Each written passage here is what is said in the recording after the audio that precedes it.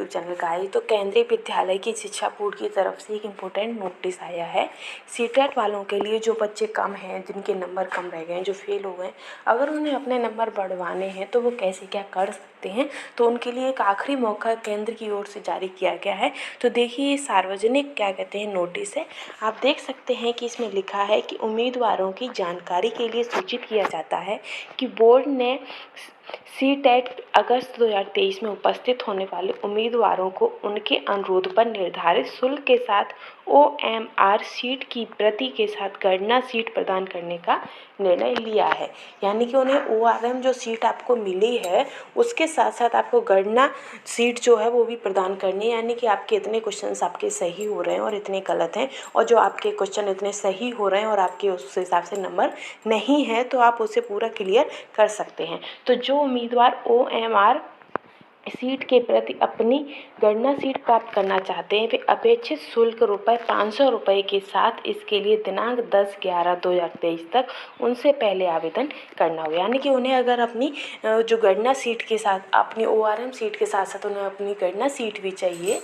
कि एक होता है कि रिजल्ट आ गया है और आपके सीधे सीधे नंबर आ गए हैं कि ये आपके नंबर हैं, और ORM सीट में आप अपना चेक कर लो, जो OMR सीट है उसमें आप अपना चेक कर लो कि आपके कितने। और इसके साथ अगर आपको अपनी गणना सीट भी चाहिए तो उसके लिए आपको ₹500 अपना आवेदन शुल्क देना होगा, जो कि आपको आवेदन करने के लिए लास्ट तिथि आपकी है 10 नवंबर। कितनी? 10 नवंबर आपकी लास्ट डेट है, तब तक आपको आवेदन करना होगा, फिर उसके बाद कुछ नहीं हो सकता है। आगे लिखा है कि जिन लोगों ने पहले ही RTI अधिनियम 2005 के तहत या अन्यथा आवेदन कर दिया है वे ₹500 के आवश्यक शुल्क के साथ इसके लिए नए सिरे से निर्धारित तिथि से पहले आवेदन कर सकते हैं। यानी कि जिन्होंने 2005 RT जो एक्ट है आपका उसके तहत अगर उन्होंने आवेदन किया है या फिर आवेदन नहीं भी किया है तो वो दोबारा अपना ₹500 का नए सिरे से आवेदन करके निर्धारित तिथि से पहले अपना आवेदन कर सकते हैं। फिर आगे है कि निर्धारित शुल्क किसी भी अनुसूचित बैंक द्वारा जारी, जैसे कि नई दिल्ली में देश सचिव CBI से या फिर के पक्ष में बैंक ड्राफ्ट के माध्यम से इस कार्यालय को भेजा जा सकता है। उम्मीदवारों को अपने आवेदन में अपना रोल नंबर, नाम, पता सही ढंग से अंकित करना चाहिए। बैंक ड्राफ्ट के पीछे रोल नंबर और नाम का भी उल्लेख किया जाना चाहिए। यानी कि आप जो बैंक ड्राफ्ट भेजोगे उसमें भी आपका जो नाम और रोल नंबर होना चाहिए।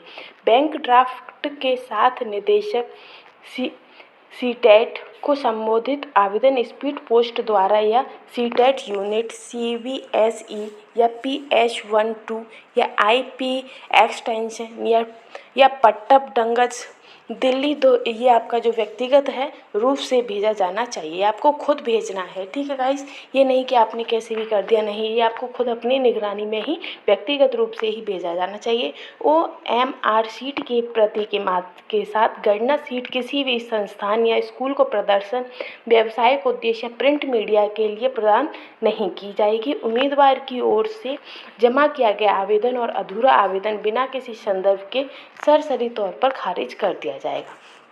यानी कि अगर आपने अपनी जो भी आपकी जमा किया गया जो आपका आवेदन है अगर वो अधूरा रहता है किसी भी कारणवश तो आपको वो खारिज कर दिया जाएगा और आपके पैसे भी वापस नहीं आएंगे। आगे लिखा है कि बोर्ड के समक्ष प्राधिकारी का निर्णय अंतिम है और उम्मीदवारों का बाध्यकारी होगा। यानी कि जो बोर्ड जो फिर आखिरी में जो बोर्ड अपना निर्णय लेगा वो अंतिम होगा और प्रत्येक उम्मीदवार को वो मानना ही होगा। OMR सीट की प्रति के साथ गणना सीट उम्मीदवार को केवल स्पीड पोस्ट द्वारा ही प्रदान की जाएगी। जो ORM सीटों के साथ साथ आपकी जो गणना सीट आएगी वो आपको क्या प्रत्येक अभ्यर्थियों को क्या कहते हैं गणना सीट के माध्यम से ही उपलब्ध कराई स्पीड पोस्ट के द्वारा ही प्रदान की जाएगी। हालांकि किसी भी परिस्थिति में इस कार्यालय में 10/11/2023 के बाद प्राप्त होने वाले किसी भी अनुरोध पर विचार नहीं किया जाएगा।